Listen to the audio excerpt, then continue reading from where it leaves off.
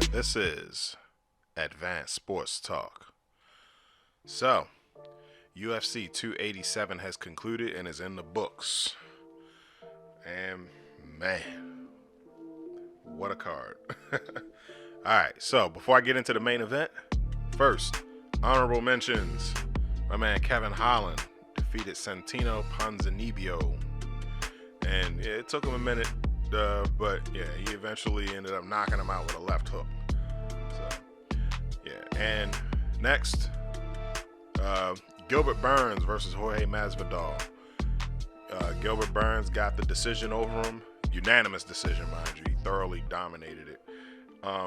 Masvidal was showing signs of promise in the first round, but in the final minute and a half, Gilbert took that away because he had him measured at that point and pretty much showed him that he can take him down at will.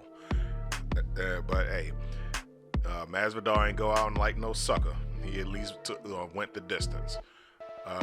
Also, this fight actually retired Masvidal. So as sad as it was, you know, he's had a very lengthy career because he's been doing this for, I think he said damn near 20 years or over 20 years, because I know he goes back to like the old like backyard boxing days.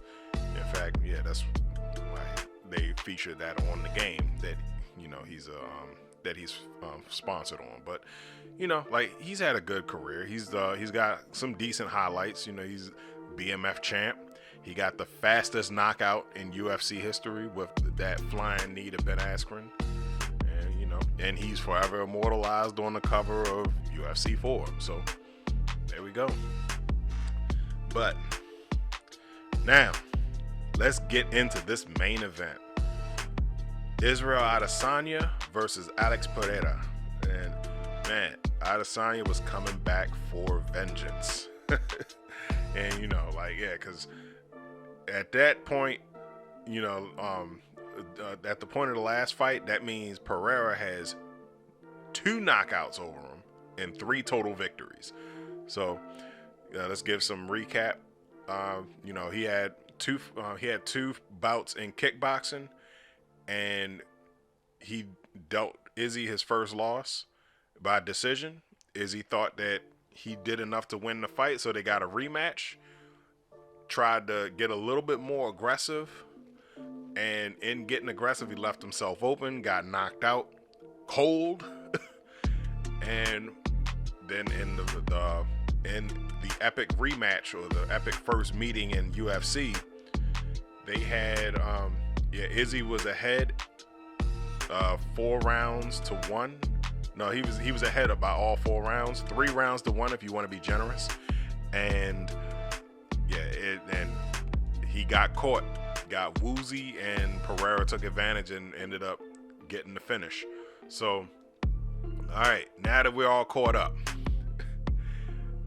all right, this round, this fight, round 1, first half of the round was pretty much how any other first round starts. There wasn't really a lot of action. It was both fighters really trying to gauge each other and trying to find a decent range, and trying to probing defenses and whatnot.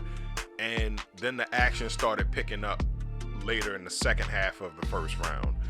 And, you know, it started with, you know, Izzy, being Izzy pushing, or no, it was more so Pereira pushing Izzy, but Izzy had a tighter defense and he was able to counter strike more. So, you know, he got back into his Rock Lee mode, so to speak, you know. So yeah, that, like I'm gonna do an Izzy breakdown later. So all right, so now round 1 ended. Slim said Izzy won that round. You know, Slim has a better eye for fighting than I do. So if he said that Izzy won, I'm not gonna argue with him.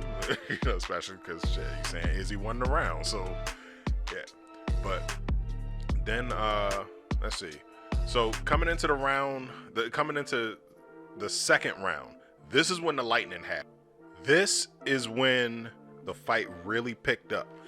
because Pereira got more aggressive, started pushing Izzy, and he's got Izzy like backed up against the fence a couple of times, more than a few times actually.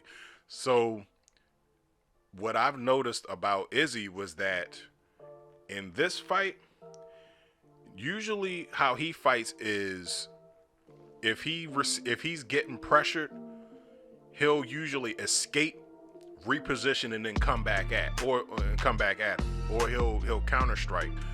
In this one, he was actually counter striking more than what he's done in previous fights. He didn't retreat. He was pushed backwards, but he never evaded.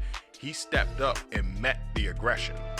So this was and another thing was Izzy was also throwing more power shots. You know, normally he throws combos, and you know the combos usually have enough power behind them to really stun fighters. But because he was dealing with a heavier opponent, now it's important for me to note that Alex Pereira did weigh in at appropriate middleweight weight, but because he's usually he's actually more of a light heavyweight.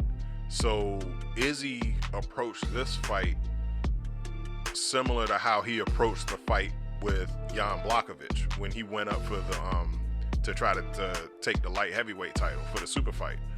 So he was throwing less combos and he started sitting on his punches more. Once again, that's a credit to Slim for pointing that out to me. And when he said that, that made me realize, I said, oh, okay, he's fighting him like he fought Jan. Because when you're dealing with a heavier opponent, you can't throw combos. You gotta lower your combo so you can put more power into your punches.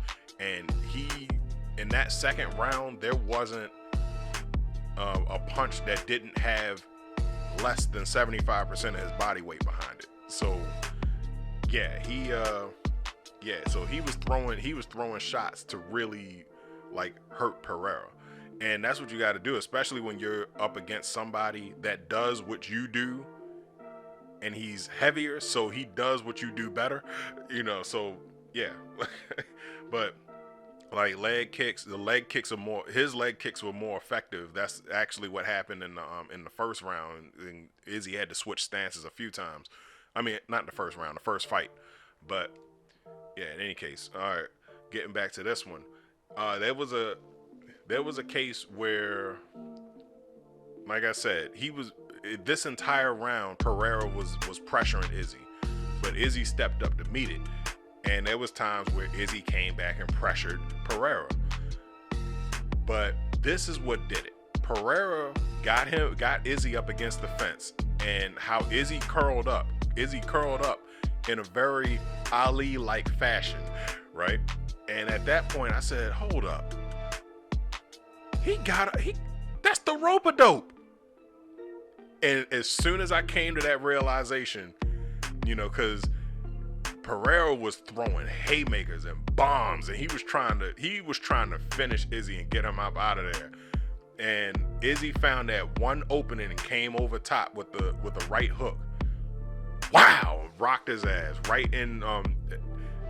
He caught him in the cheek, like the cheek top portion, in the top portion of his jaw, and rocked Pereira. Pereira was rocked so bad it threw his own punch off. And by the time he could rebound to come back to try to get himself back center, Izzy rocked him again in the temple, and then he snuck in a third hit, an uppercut, which in my opinion, that was actually what ended the fight, because the uppercut, even though it didn't look like it did a lot of damage, it changed the trajectory of Pereira's fall, because originally he was falling to his side, but the momentum of the uppercut made him fall on his back, and he hit the back of his head on the canvas, and then Izzy came over top with the hammer fist, and that's what got him the stoppage. So, man, and ultimately, that was crazy.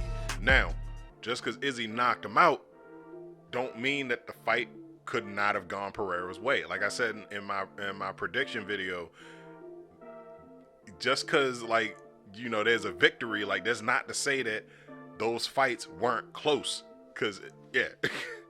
But in any case, I'm happy that Izzy got the dub. And man, like, oh, so Izzy celebrated in a remarkable fashion by firing arrows and slaying the beast, and even trolling Pereira's son. Now, at first glance, this looked, because I saw him do that, and I was like, what is that? And then it was revealed that he was actually doing that to Pereira's son. And it might seem classless, but as Izzy pointed out in his press conference, that when Pereira slept Izzy in their second fight, his son went up and did the exact same thing. He walked up and then made the image, you know, the motion of like falling down, or falling limp, or whatever. So yeah, and man, like, look, and when I say, like, Pereira was counting sheep, Like, he was knocked out, snoozeville, like, needed a pillow. And man, like, it took them a minute to get him up off the mat. Like, I was like, hold up, like, we was in the middle of celebrating, and I'm sitting like, hold up, he's still down. Like, is he all right? Like, damn, like, nah, they need to make sure that he gets up, man. Like, but ultimately he's up. They touched gloves and whatnot, and yeah, apparently they was even like chilling backstage for a minute, you know. So yeah, like, man, like, that, couldn't ask anything better of a rivalry, man. Like, but in any case, all right, so that's it for this fight breakdown, UFC 287.